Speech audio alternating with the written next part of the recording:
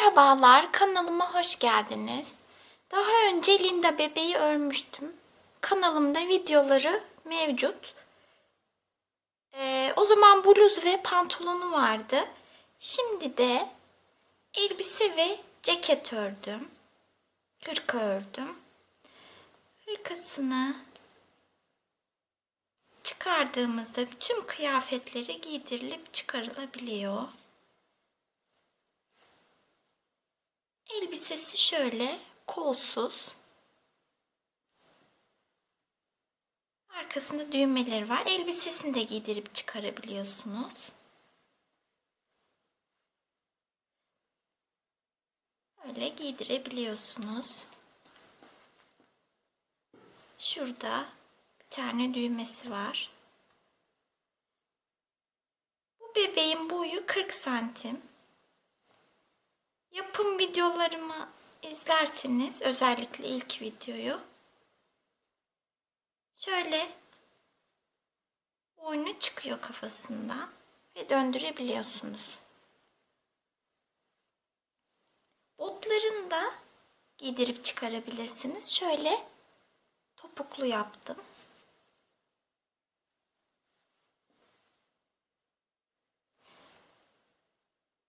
Şapkası var. Çapraz sık iğneyle ördüm. Belirtmiştim önceki videomda. Bu videoda kıyafetlerini, ayakkabısını ve şapkasını anlatacağım. İsterseniz birlikte örebilirsiniz. Videoya geçmeden önce sizden ricam, bebeğimi beğendiyseniz yorum ve beğenilerde bulunursanız çok mutlu olurum.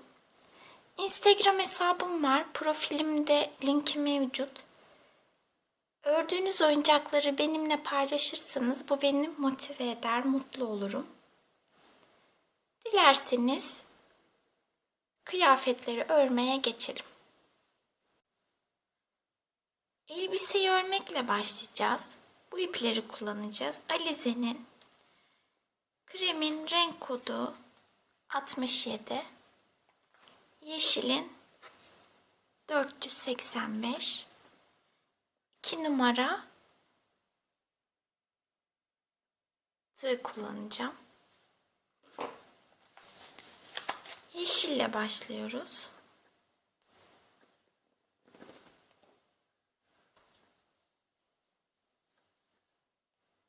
Önce 30 zincir çekeceğiz. 1, 2, 3, 4, 5, 6, 7, 8, 9, 10, 11, 12, 13, 14, 15, 16, 17, 18, 19, 20, 21, 22, 23, 24, 25, 26, 27, 28, 29, 30. İlk zincire değil, ikinci zincire batıyoruz. Sık iğne yapıyoruz. 29 tane sık iğne yapacağız. Sıranın sonuna kadar sık iğnelerimizi örelim. 29 sık iğne örmüş olacağız. 29 sık iğneyi ördüm. Elbisenin önce etek kısmını yapacağız. Şu an beldeyiz. Aşağıya doğru ineceğiz.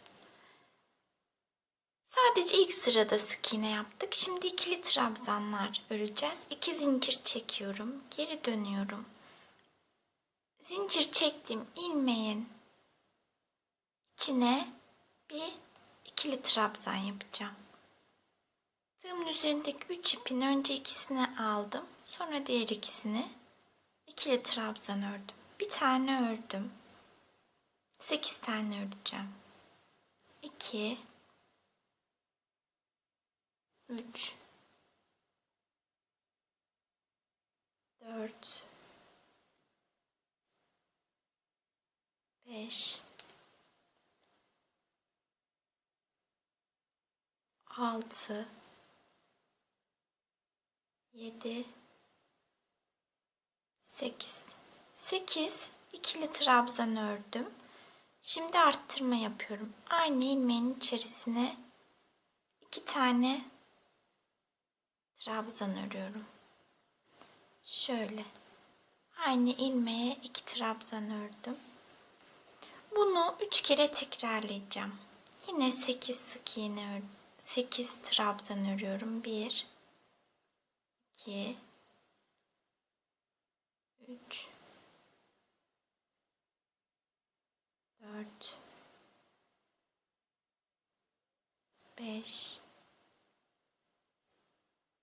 6 7 8 arttırma yapıyorum. 2 kere 8 trabzan bir arttırma yaptım. Bir kere daha yapacağım. 1 2 3 4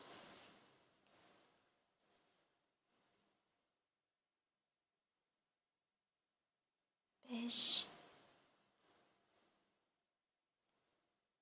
6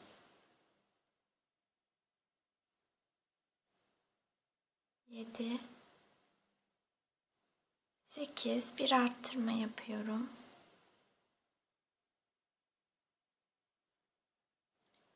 2 ilmeğim kaldı. Onlara da 2 tane trabzan örüyorum. Sayım 32 oldu. Burada 32 tane trabzanımız var. 2 zincir çekiyoruz. Geri dönüyoruz. 9 trabzan yapıyoruz. 1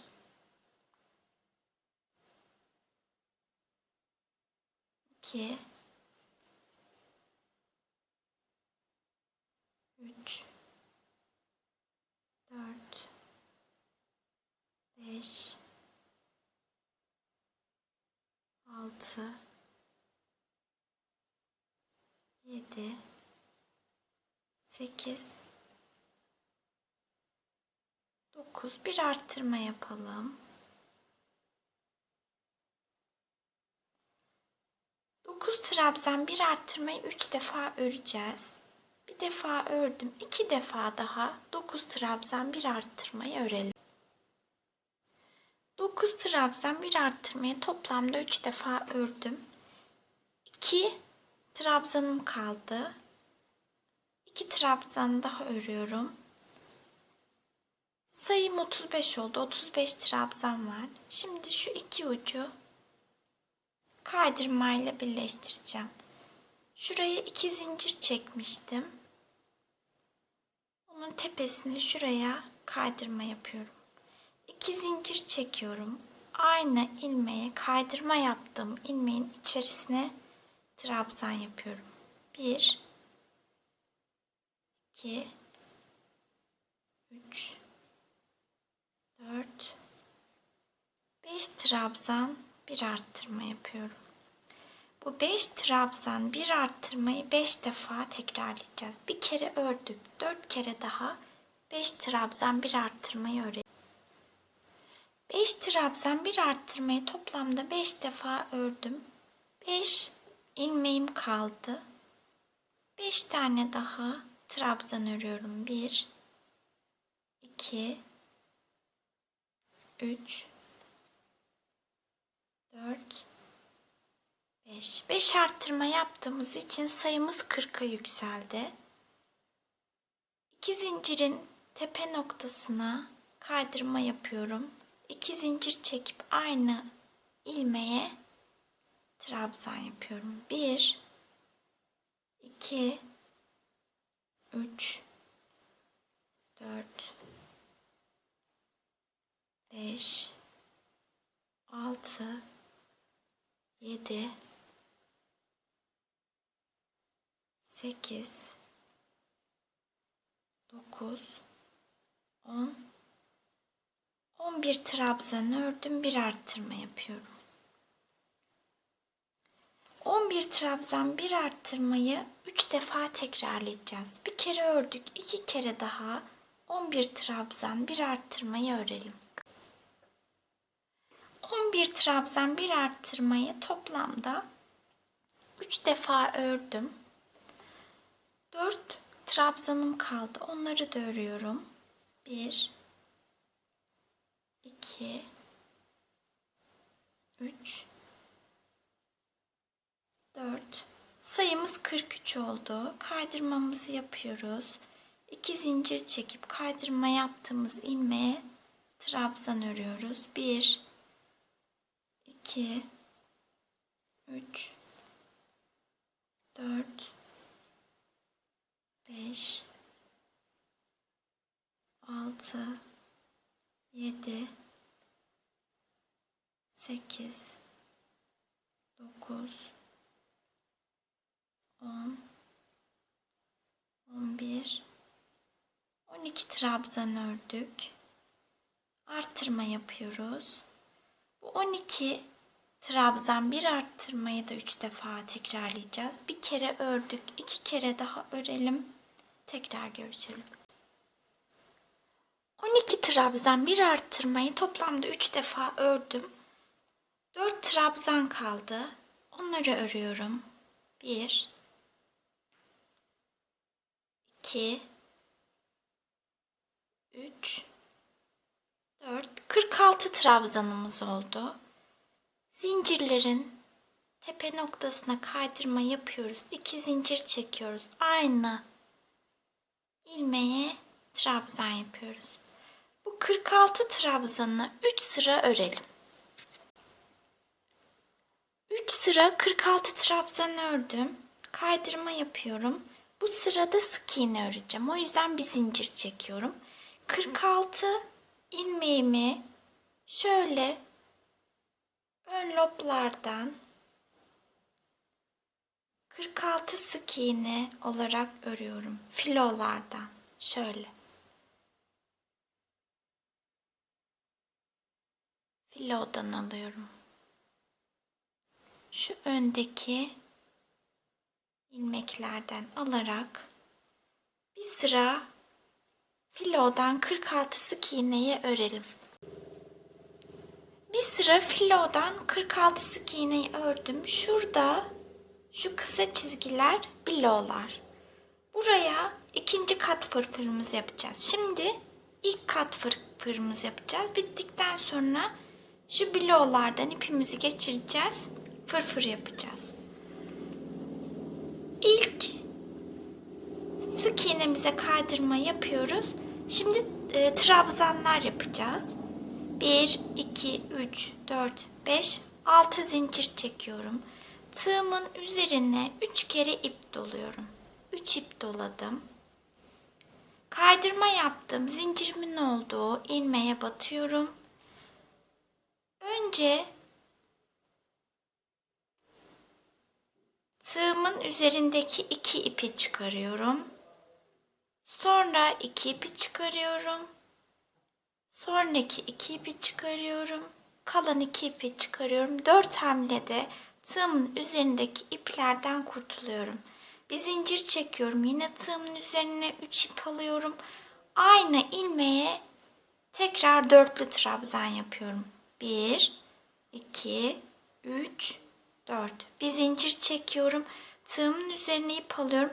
Aralarda zincir çekiyorum ve aynı ilmeğin içerisine 2 tane dörtlü trabzan yapıyorum. Şimdi sonraki ilmeğe geçeceğim. Yanındaki ilmeğe batıyorum. 4 hamlede 1, 2, 3, 4. Tığımın üzerindeki iplerden kurtuluyorum. Bir zincir çekiyorum. Tığımın üzerine 3 kere ip doluyorum. Aynı ilmeğe dörtlü trabzan yapıyorum. 1, 2, 3, 4. Bir zincir çekiyorum. Bu şekilde sıranın sonuna kadar ilerleyelim. Tığımın üzerine 3 kere ip dolayalım. Tığımızın üzerine aynı ilmeğe 2 tane dörtlü trabzan yapalım. Arada da zincir çekmeyi unutmayalım. Sıranın sonuna kadar dörtlü trabzanlarımızı örelim.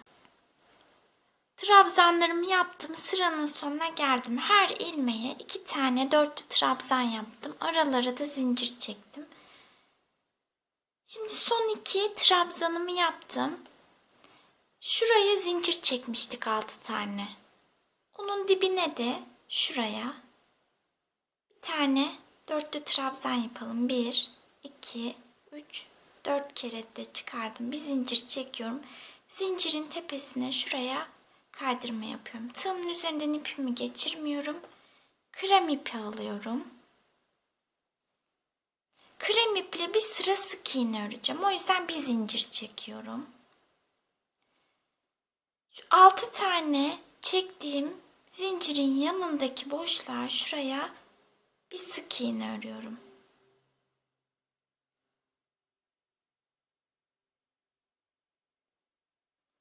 Bir de şurada yaptığım ilk dörtlü trabzanın tepesine şuraya şöyle bir sık iğne örüyorum.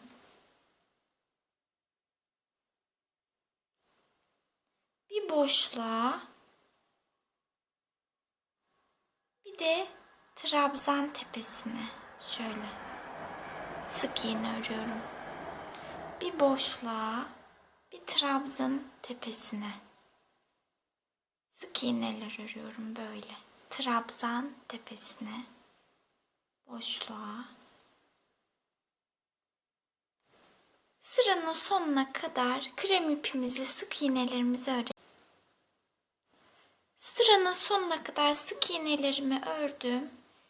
İlk sık iğneye kaydırma yapıyorum. Bir zincir çekiyorum. Ben ipimi kestim. Yeşil ipi de keselim.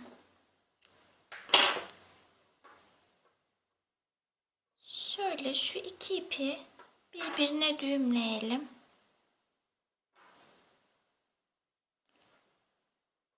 Sağlam olsun. Sonra bu ipleri keseceğiz. Temizleyeceğiz. 3 düğüm atıyorum. Şimdi ikinci fırfırımızı yapacağız. Yeşil ipimizi alalım.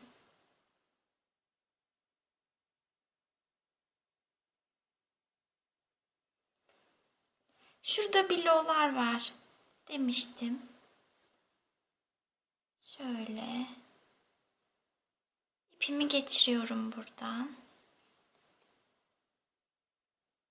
Trabzanlar yapacağız. 2 zincir çekiyorum. Aynı ilmeğe şuraya batıyorum. Trabzan yaptım. Burada 46 ilmeğimiz vardı. 46 trabzan yapacağız. Sıranın sonuna kadar trabzanlarımızı örelim. Sıranın sonuna kadar 46 trabzanımı ördüm. Zincirimin olduğu tepe noktasına kaydırma yapıyorum. 2 zincir çekiyorum. 9 trabzan örüyorum. 1, 2, 3, 4, 5, 6, 7, 8, 9. Bir arttırma yapıyorum. Bu 9 trabzan bir arttırmayı 4 defa öreceğim. Bir defa ördüm. 3 defa daha 9 trabzan bir arttırmayı örelim. 9 trabzan bir arttırmayı toplamda 4 defa ördüm. 6 trabzanım kaldı. Onları örüyorum. 1, 2, 3, 4, 5, 6. Sayım 50 oldu. 50 trabzanım var. Kaydırma yapıyorum. Bu sırada sık iğneler öreceğim. O yüzden bir zincir çekiyorum. Kaydırma yaptım. İlmeğe sık iğne yaptım. 1, 2, 3. Bir sıra 50 sık iğneyi örelim. Bir sıra 50 sık iğneyi ördüm. Kaydırma yapıyorum. Fırfır yapacağız yine. Şurada son 2 sırada yaptıklarımızı tekrarlayacağız. 6 zincir çekiyoruz. 1, 2, 3, 4, 5, 6. Tığımın üzerine 3 ip doluyorum. Kaydırma yaptım. Zincir çektim. İlmeğe dörtlü trabzan örüyorum. Yine tığımın üzerine 3 ip aldım. Aynı ilmeğe dörtlü trabzan Önce zincir çekeceğim. Zincir çekiyorum. Sonra tığımın üzerine 3 ip alıyorum. Aynı ilmeğe dörtlü trabzan yapıyorum. Bir zincir çekiyorum. Sonraki ilmeğe dörtlü trabzan yapıyorum. Bir zincir çekiyorum. Aynı ilmeğe dörtlü trabzan yapıyorum. Bir zincir çekiyorum. Her ilmeğe 2 tane dörtlü trabzan yapalım. Yani arttırmalar yapalım. Sıra sonuna kadar bu şekilde örelim. Sıranın sonuna kadar dörtlü trabzanlarımı yaptım. Aralarında bir zincir çekerek her ilmeğe 2 tane yaptım. Arttırma yaptım. Şu 6 zincir çektiğim ilmeğin içerisine de bir tane yapacağım. 3 ip doluyorum. Batıyorum. 4 kere de çıkarıyorum. Bir zincir çekiyorum. Çektiğim 6 zincirin tepesine kaydırma yapıyorum. Krem ipimi alıyorum. Bir zincir çekiyorum. Sık iğneler öreceğim.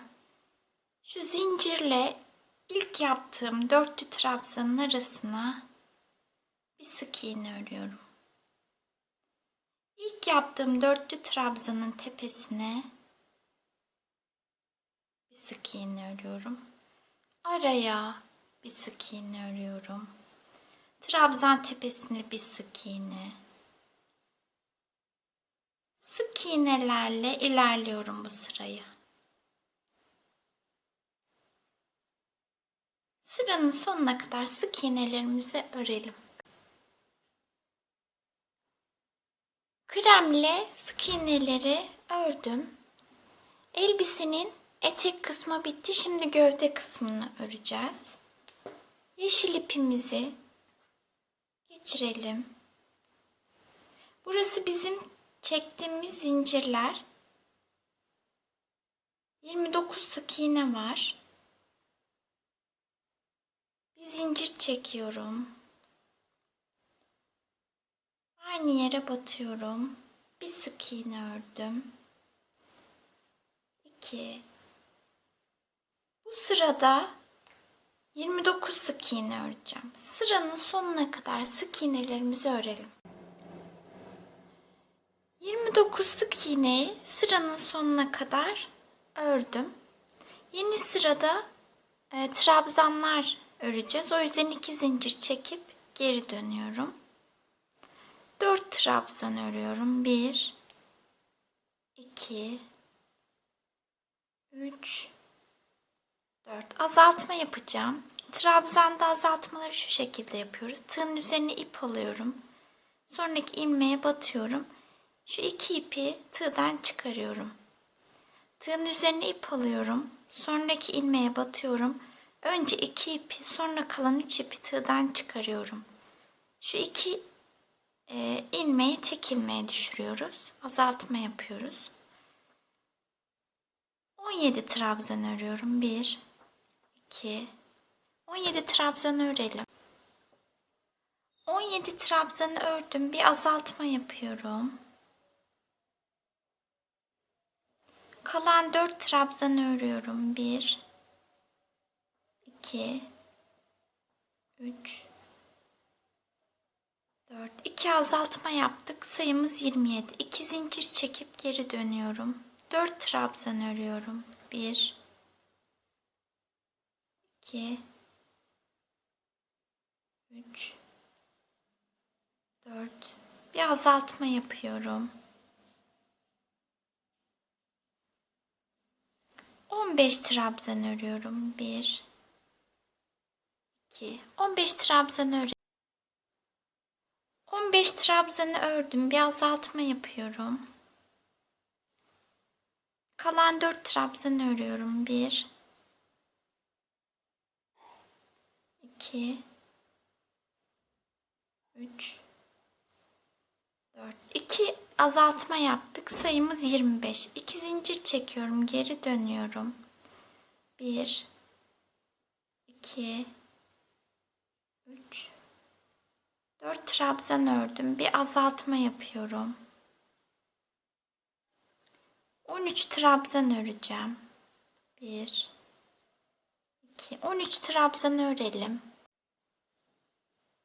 13 trabzanı ördüm. Bir azaltma yapıyorum. Kalan 4 ilmeği örüyorum. 1, 2, 3, 4. Sayımız 23'e düştü. 2 zincir çekiyoruz. Geri dönüyoruz. Bu 23 trabzanı bir sıra örelim. 23 trabzanı sıranın sonuna kadar ördüm. 2 zincir çekip geri dönüyorum. Şimdi 6 trabzan örüyorum. 1, 2, 3, 4, 5, 6. Bir arttırma yapıyorum. Bu 6 trabzan bir arttırma 3 defa örelim. Bir kere ördük, 2 kere daha örelim. 6 trabzan bir arttırmayı toplamda 3 defa ördüm. 2 ilmeğim kaldı. 2 trabzanı da örüyorum. Sayım 26 oldu. 2 zincir çektim, geri döndüm. 26 trabzanı sıranın sonuna kadar bir sıra 26 trabzan örelim. Sıranın sonuna kadar 26 trabzan ördüm. Şimdi şuraya da trabzanlar öreceğiz. Elbisenin arka kısmına. Köşeye bir trabzan yapıyorum. Böyle trabzanlar örüyoruz her ilmeğe.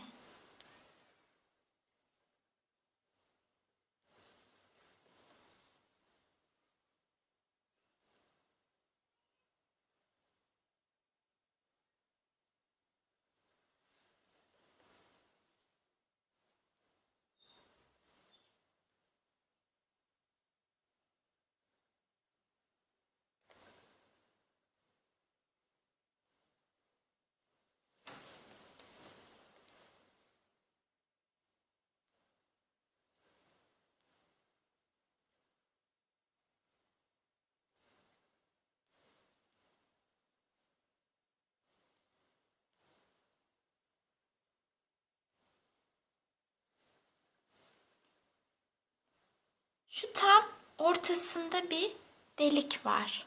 Oraya batmayacağız. Ondan önceki şu boşluğa ilmek arasına sık iğne yapacağım şuraya. Aynı şekilde bunun karşısına da şuraya da sık iğne yapacağım. Trabzan örersem şurada potluk oluşuyor. Oralara sık iğne ördüm. Şimdi böyle trabzanlarımızı şuraya kadar örelim. Elbiseyi bitirdim. Fırfırlarını ördüm. Şöyle 2 düğme diktim. İlik açmadık, gerek yok. Şöyle trabzanların arasından geçiyor düğmeler. Şimdi hırkaya geçelim. Hırkayı krem renkle örmeye başlıyoruz. Önce 31 zincir çekiyoruz. 1, 2, 3, 4, 5, 6, 7, 8, 9, 10, 11, 12, 13, 14, 15, 16, 17, 18, 19, 20, 21, 22, 23, 24, 25, 26, 27, 28, 29, 30, 31. Trabzanlar öreceğiz. O yüzden 1, 2, 3. zincire batıyorum. İkili trabzan ördüm. 1, 2, 3, 4, 5 ikili trabzan ördüm. Bir arttırma yapıyorum sonraki zincire.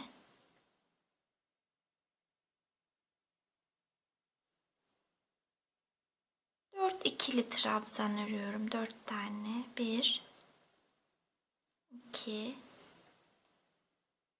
3, 4. Bir arttırma yapıyorum.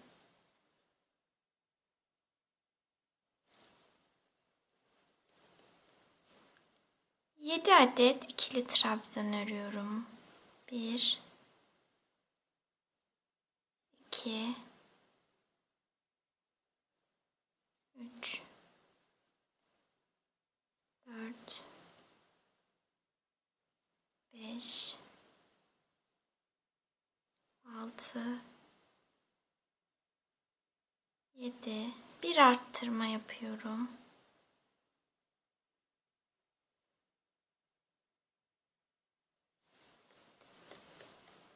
4 adet ikili trabzan örüyorum.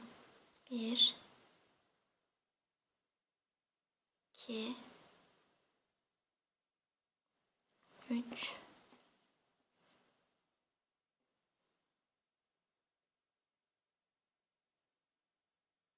4 bir arttırma yapıyorum.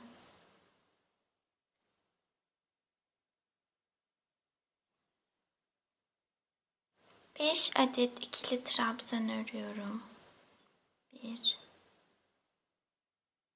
2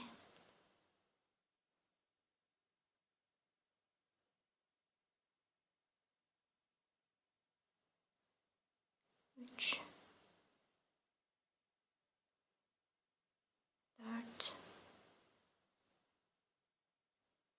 5 33 trabzanım oldu. 2 zincir çekip geri dönüyorum.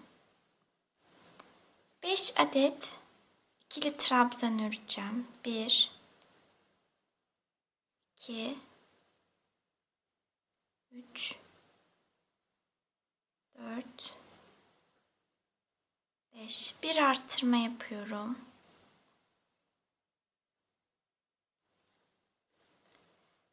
6 adet ikili trabzan örüyorum. 1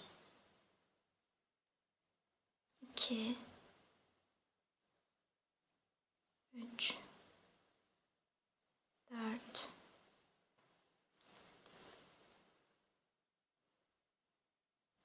5 6 bir arttırma yapıyorum.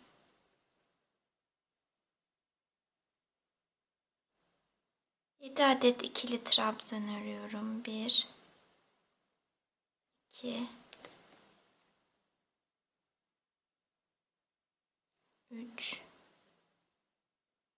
4 5 6 7 bir arttırma yapıyorum.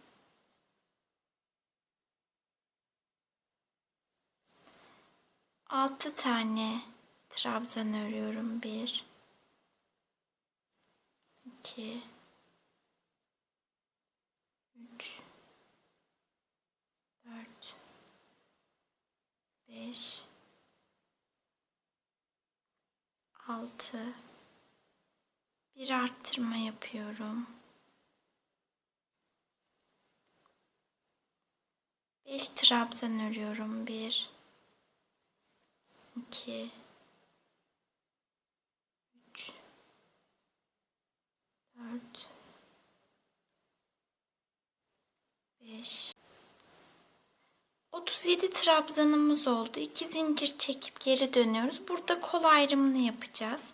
Önce 7 trabzan örelim. 1 2 3 4 5 6 7 5 zincir çekelim. 1 2 3 4 5 Tığımın üzerine ip aldım. Trabzan yapacağım ama 6 ilmek atlayacağım. 1 2 3 4 5 6 7.'ye batıyorum. 1 2 3 4 5 6 7 trabzanlarımı örüyorum. 1 2 3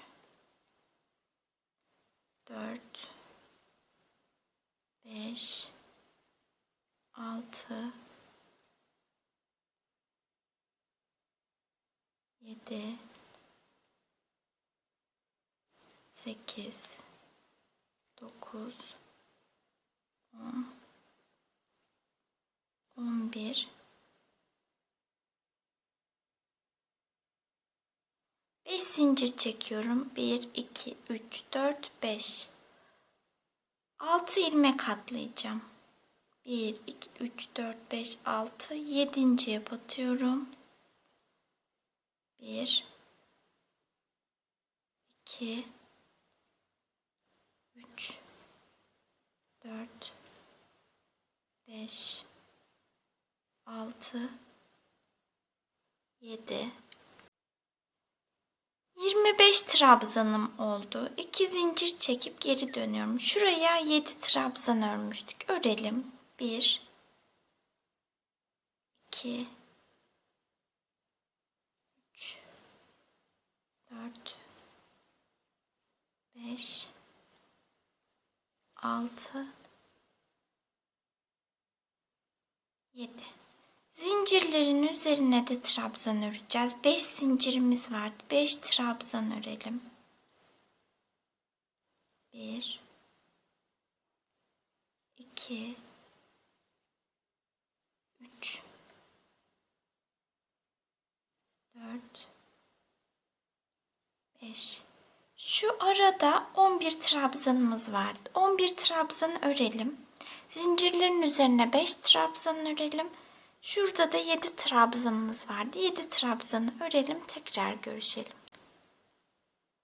Şu araya 11 trabzanımı ördüm. Zincirlerin üzerine 5 trabzan ördüm. Şuraya da 7 trabzan ördüm. Toplamda 35 trabzanım var şu sırada. 2 zincir çekip geri dönüyorum. 9 trabzan örüyorum. 1, 2, 3, 4, 5, 6, 7, 8, 9. Şuraya arttırma yapacağım. Bir arttırma yaptım. 15 trabzan örüyorum. 15 trabzan örelim. 15 trabzan ördüm. Bir arttırma yapıyorum. 9 trabzan örüyorum. 1, 2, 3, 4, 5, 6, 7, 8, 9 trabzan ördüm. 37 trabzanım oldu. Şimdi şuraya sık iğneler öreceğiz. Şu köşelere 2 kere batıyorum.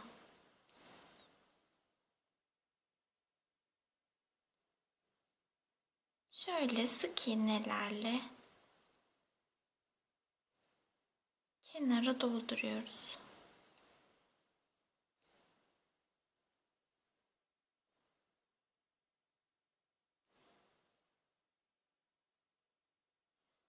Şuraya da 2 tane sık iğne örüyorum köşeye. 1, 2. Sıranın sonuna kadar 28 sık iğnem var. Örelim yakayı da sık iğnelerle. Sıranın sonuna kadar 28 sık iğne ördüm. Sonuncu ördüğüm sık iğnenin bulunduğu boşluğa bir tane daha sık iğne örüyorum. Köşede 2 sık iğne örüyoruz. Şimdi şuraya ilik açalım. 1, 2, 3, 4 zincir çektim. Şuraya batmayacağım. Bir ilmek atlıyorum. Şuraya batıyorum. Sık iğnemi örüyorum. Şöyle şuraya düğme dikeceğiz. Sık iğnelerimizi örüyoruz.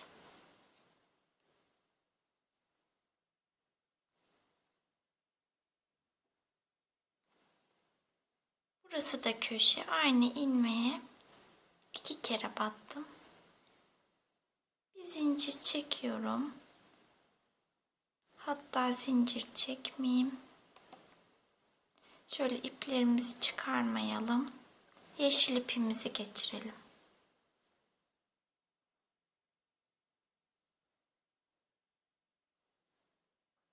Bir, iki zincir, üç zincir çekelim.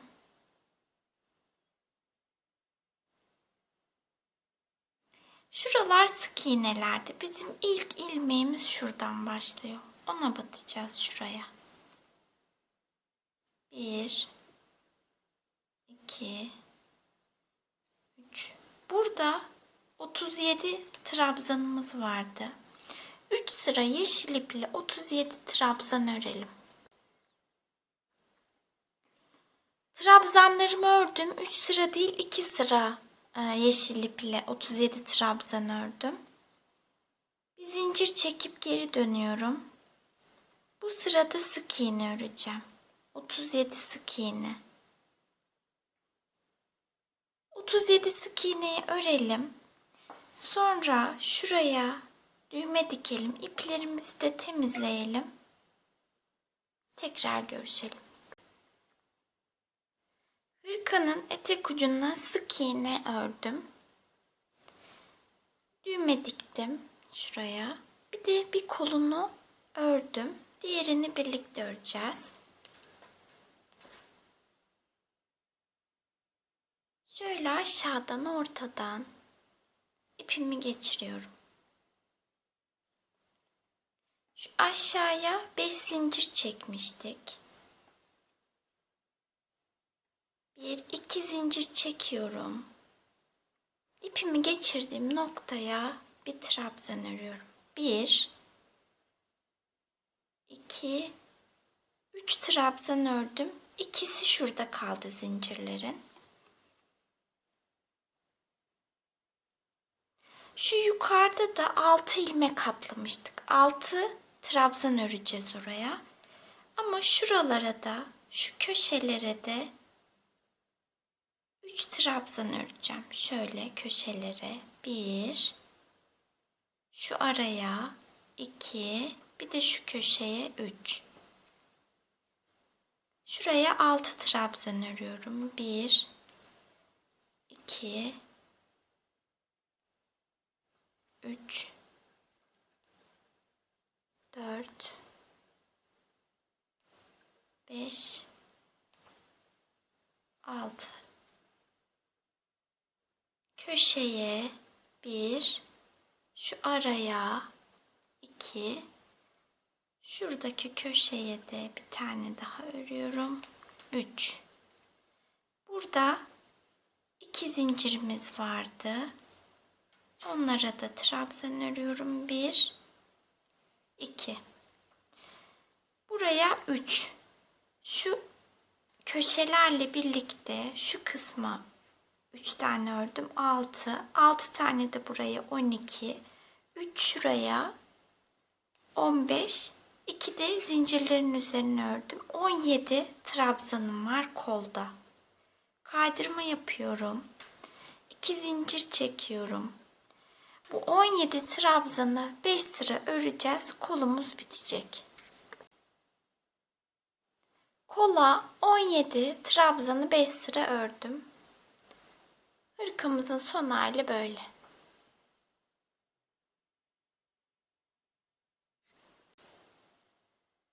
Butun birini ördüm ben. Şöyle topuklu. Diğerini birlikte öreceğiz. Topuğunda şöyle kulak çubuğunu pamuklu kısmına kestim. Bunu şu topuğa yerleştirdim. İlla kulak pamuğu olmasına gerek yok. Çubuk da olur, çöp şiş olur. Elyafla da doldurabilirsiniz. Önemli olan kalıp halinde dursun. Sert bir cisim tercih ederseniz daha iyi olur. Şimdi örmeye geçelim. Sihirli halka yapıyorum önce.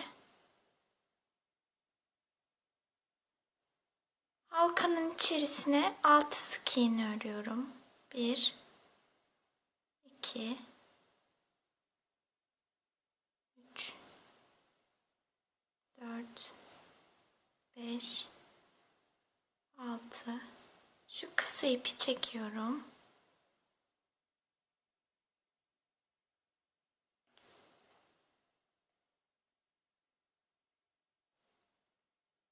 Her bir ilmeğe arttırma yapacağım. 6 olan ilmek sayım 12'ye çıkacak. 1, 2 kere battım aynı ilmeğe. İkinci arttırmamı yaptım. 3, 4, 5, 6 arttırma yaptım. Sayımız 12. Bu sırada bir sık iğne bir arttırma yapacağız. Şu kısmı yapıyoruz. Şuraya tabanın.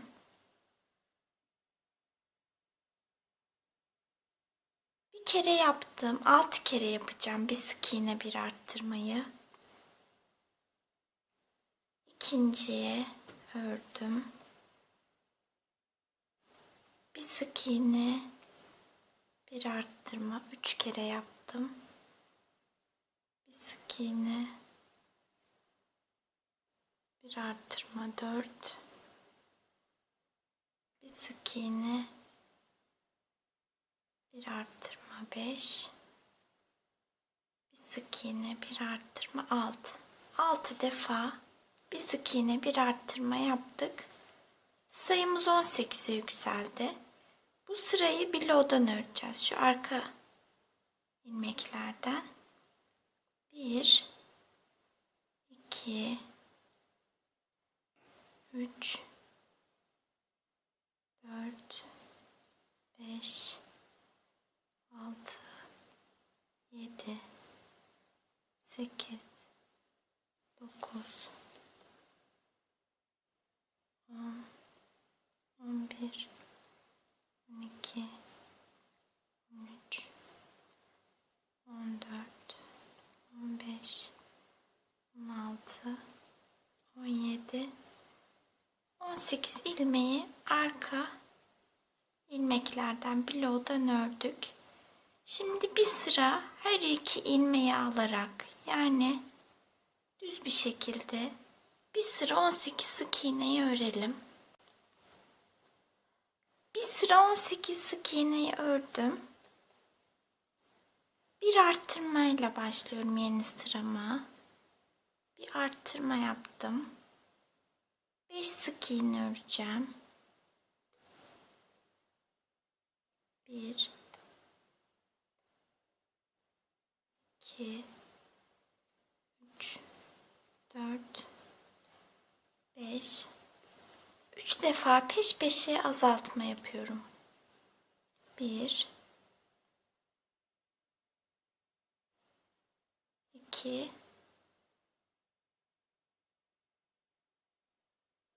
3, 5 sık iğne örüyorum. 1, 2, 3,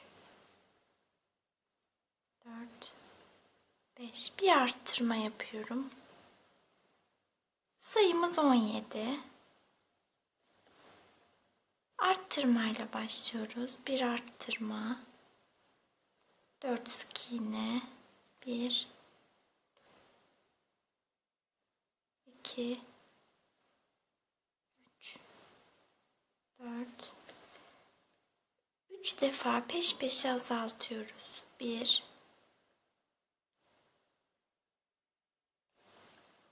2, 3, 5 sık iğne örüyoruz. 1, 2, 3, 4, 5. Bir arttırma yapıyoruz. Sayımız 16 oldu. Bir arttırıyoruz.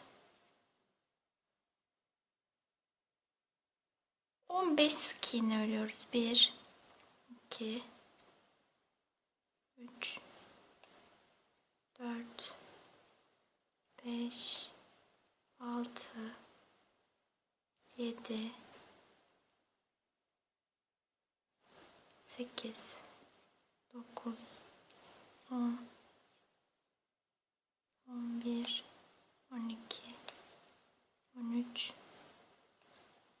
14, 15. Sayımız 17 oldu. Bir sıra 17 sık iğneyi örelim. 17 sık iğneyi ördüm bir sıra. Şimdi topuk kısmını yapacağız şurayı. 2 sık iğne örüyorum. 1, 2. Bir zincir çekip geri dönüyorum. Zincir çektiğim ilk ilmeğe ilk sık iğnemi yaptım. 1, 2, 3 sık iğne yaptım. Bir zincir çektim. Geri dönüyorum. Zincir çektiğim ilk ilmeğe de batıyorum. 1, 2, 3 sık iğnemi ördüm. Şuraya 2 sık iğne öreceğim. Şöyle ilmeklerin arasına batıyorum. 1, 2 sık iğne ördüm. Ayakkabıda 12 sık iğne olacak. Önce bir azaltma yapıyorum. Sonra 10 sık iğne örüyorum. 1, 2, 3, 4, 5, 6, 7, 8, 9, 10. Bir azaltma daha yapıyorum. Ayakkabımda 12 sık iğne oldu. Şuraya 2 sık iğne örüyorum.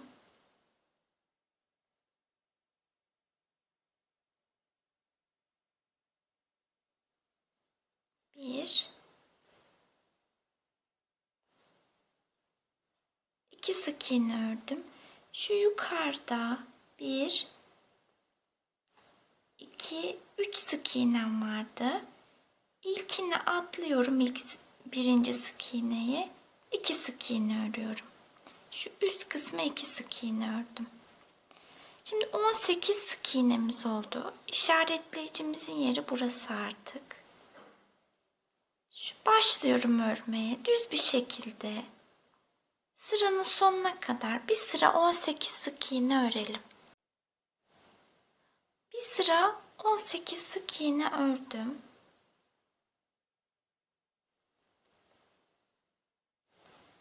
16 sık iğne örelim. 1, 2, 3, 4,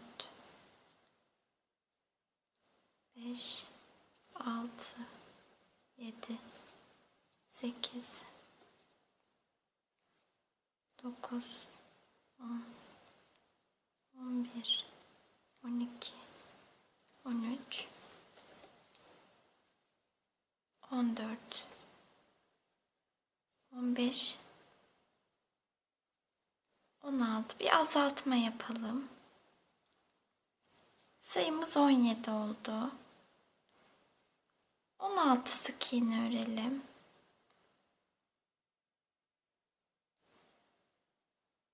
1, 2, 3, 4, 5, 6, 7,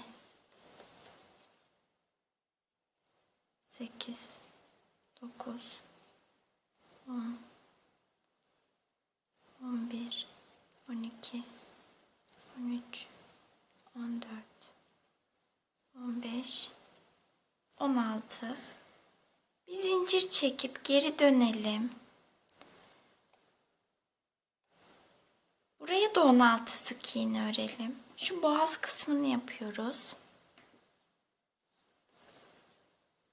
2, 3, 4, 5, 6, 7, 8, 9,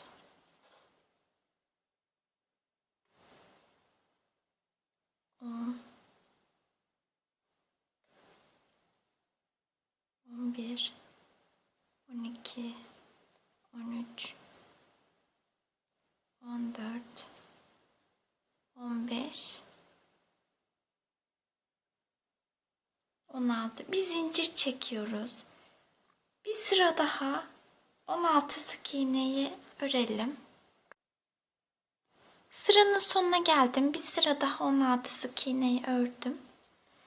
Şimdi trabzanlar yapacağız. O yüzden 3 zincir çekiyorum. Öyle geri dönüyorum. İkili trabzanlar yapacağız ama ön ilmeklerden değil, arka ilmeklerden alıyoruz.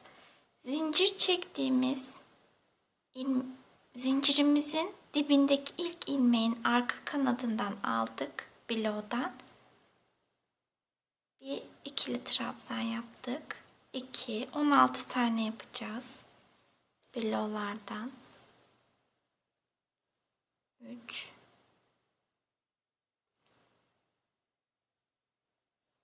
4, 5, 16 trabzan örelim bilow'dan. 16 trabzanı bilow'dan ördüm. Bir zincir çekip ipimi kesiyorum.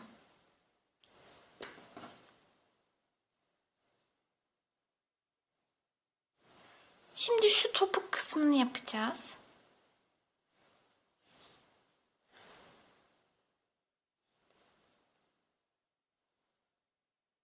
Sihirli halka yapıyorum. Halkanın içerisine bu sefer 5 sık iğne öreceğim. 1, 2, 3, 4, 5. Kısa ipi çekiyorum. İşaretleyicimi alıyorum. 4 sık iğne örüyorum. 1, 2, 3,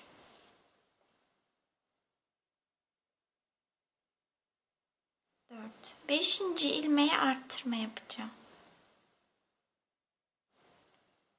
Son ilmeğe çift batıyorum. Sayım 6 oldu.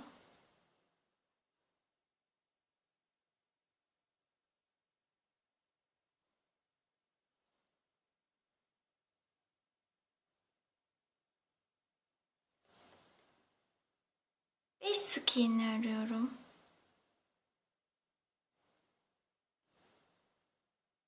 Bir,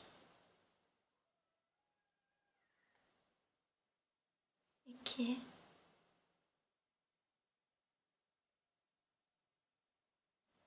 üç,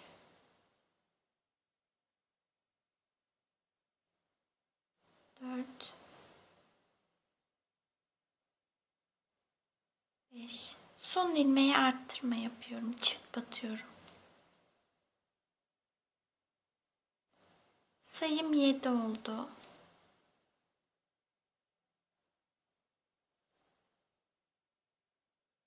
Şimdi 6 sık iğne örüyorum.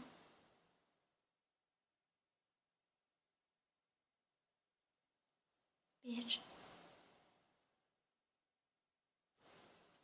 iki, üç, dört, 5, 6. Son ilmeğe arttırma yapıyorum. Çift battım. Sayımız 8 oldu. Bir sıra 8 sık iğne örüyoruz. 1, 2, 3, 4, 5, 6, 7, 8. Bir zincir çekiyoruz. İpimizi biraz uzun kesiyoruz. Dikeceğiz çünkü topuğu.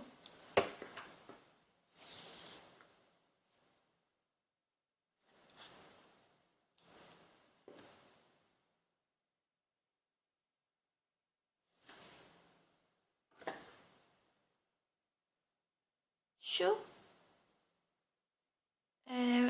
kulak pamuğundan kestiğimiz parçayı içerisine yerleştirelim.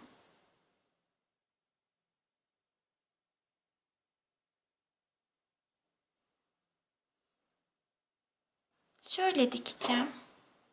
Şu kısım, yüksekte olan kısım şöyle gelecek. Hemen şuradan tepeden, topuğun en tepesinden dikmeyeceğim. Şöyle biraz aşağıdan dikmeye başlayacağım. İğnemizi alalım.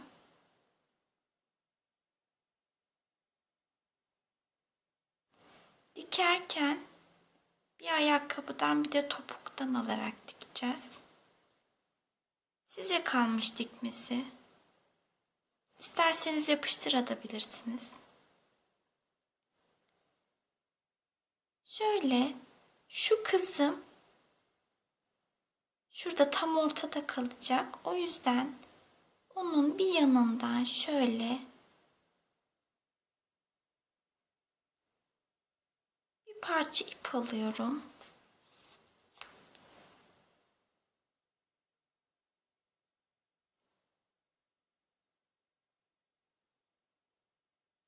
Yine topuktan alıyorum.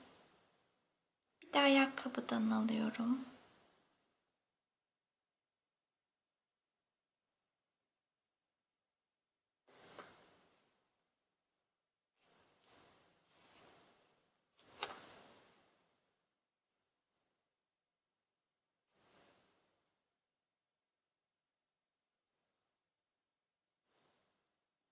Böyle bir topuktan bir ayakkabıdan alarak topuğu yerleştirelim ayakkabıya. Topuğu diktim. Öyle oldu.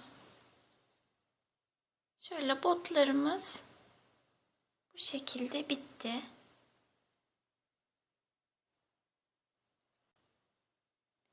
Şimdi şapkayı örmeye geçelim. Sihirli halka yapıyoruz. Halkanın içerisine 7 sık iğne öreceğim. 1 2 3 4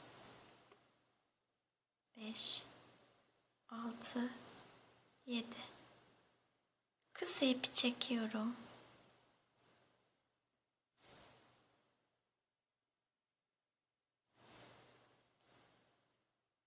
Bu 7 sık iğnenin her birine arttırma yapacağım.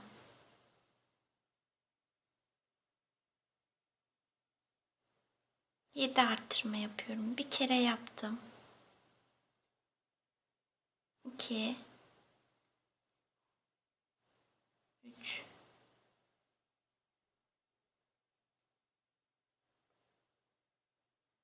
4 5 6 7 arttırma yaptım. Sayım 14 oldu. Bu sırada bir sık iğne bir arttırma yapacağım. Bir sık iğne bir arttırma. Bir sık iğne bir arttırmayı da 7 defa öreceğiz. Bir kere ördük. 6 kere daha örelim. Sayımız 21 olacak. Bir sık iğne bir arttırmayı toplamda 7 defa ördüm. Sayım 21. 2 sık iğne örüyorum. 1 2 bir arttırma yapıyorum. 2 sık iğne bir arttırmayı da 7 defa öreceğim. Bir kere ördük. 6 kere daha örelim. Sayımız 28 olacak. 2 sık iğne bir arttırmayı 7 defa ördüm. Sayım 28. Bebeğimizin kafasında artırmalarımızı yaparken en son ulaştığımız sayı 70'ti. Yani en fazla 70 sık iğne örmüştük. Şapkayı da 70 sık iğneye kadar arttırmalıyız. Biz 7 ile başladık. İkinci sırada 7 arttırma yaptık. Üçüncü sırada 7 arttırma yaptık. Dördüncü sırada 7 arttırma yaptık. 7'şer artırmalar yaparak 70 sık iğneye ulaşacağız. En son 2 sık iğne bir arttırma yaptık. Sonraki sırada 3 sık iğne bir arttırma yapacağız 7 defa. Sayımız 35 olacak. Daha sonra 4 sık iğne bir artırma yapacağız 7 defa. Sayımız 42 olacak. 7. sırada 5 sık iğne bir artırmayı 7 defa yapacağız. Sayımız 49 olacak. 8. sırada 6 sık iğne bir artırmayı 7 defa yapacağız.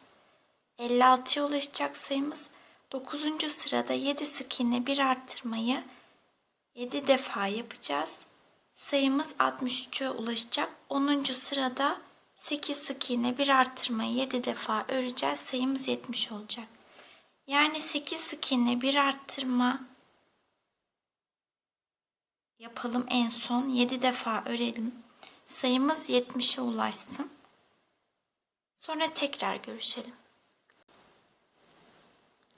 70 sık iğne olana kadar artırmalarımı yaptım. Şu an 70 sık iğnem var. Bu 70 sık iğneyi düz bir şekilde 5 sıra örelim. 5 sıra 70 sık iğneyi ördüm. Tığımın üzerinden iplerimi çıkarmadım. Yeşil ipe geçiyorum. 70 sık iğnemi örüyorum. 1 2 Yeşil iple 70 sık iğneyi 2 sıra örelim. 70 sık iğneyi 2 sıra ördüm. Şimdi krem rengi ipime geçiyorum.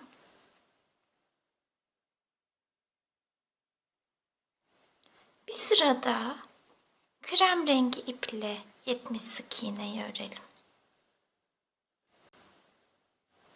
Bir sıra 70 sık iğneyi ördüm. Bir kaydırma yapıyorum. 3 zincir çekiyorum. 1, 2, 3. Tığımın üzerine ip alıyorum. Kaydırma yaptım. İlk ilmeğe batıyorum. Üçlü trabzanlar yapacağım. 1, 2, 3 kere de tığımın üzerindeki ipleri çıkardım. Tığımın üzerine ip alıyorum. Sonraki ilmeğe batıyorum. Üçlü trabzan yapıyorum. 1, 2, 3. Buna çift batıyorum. Bir tek, bir çift. Üçlü trabzan yapacağım bu sırada. Bir tane trabzan yaptım. Üçlü trabzan. Sonraki ilmeğe 2 tane yapıyorum. 1,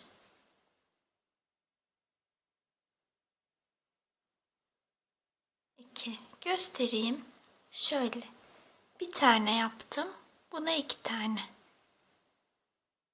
Bir tane, 2 tane. Üçlü trabzanlar yapacağız. Şimdi bu ilmeğe bir tane üçlü trabzan. Sonraki ilmeğe çift artırma yapıyorum. Bir tek bir çift. Sıranın sonuna kadar tekli trabzanlarımızı bir tek bir çift şeklinde örelim. Bir tek bir çift üçlü trabzanlarımı ördüm sıranın sonuna kadar. Şurada 3 zincir çekmiştik. Onun tepesinde bulunan boşluğa ilmek kaydırıyoruz. Yine 3 zincir çekiyoruz. Kaydırma yaptığımız boşluğa tek üçlü trabzan yapıyoruz. Sonraki ilmeğe yine üçlü trabzan yapıyoruz. Her ilmeğe üçlü trabzan yapıyoruz bu sırada.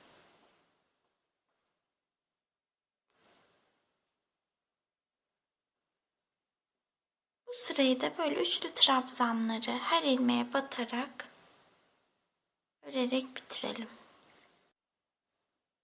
Sıranın sonuna kadar her ilmeğe üçlü trabzan ördüm. Şimdi 3 zincir çektiğim ilmeğin tepe noktasına kaydırma yapıyorum. 2 zincir çekiyorum. Kaydırma yaptığım boşluğa bir sık iğne ördüm. Bir ilmek atlıyorum.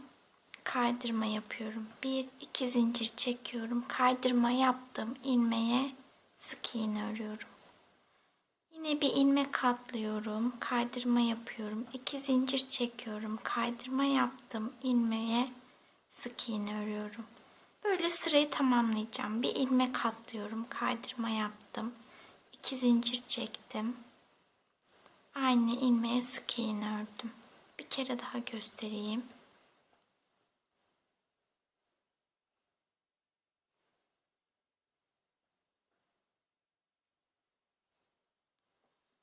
Bunu sıra sonuna kadar yapalım.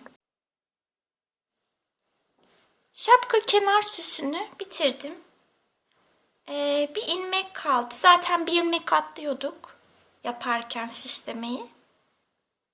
İlk battığım ilmeğe kaydırma yaptım. Bu şekilde bitti. Şöyle oldu şapkamız. Linda bebeğin kıyafetleri, şapkası ve ayakkabısı bitti. Beni izlediğiniz için teşekkür ederim. Başka videolarda görüşmek üzere. Hoşça kalın.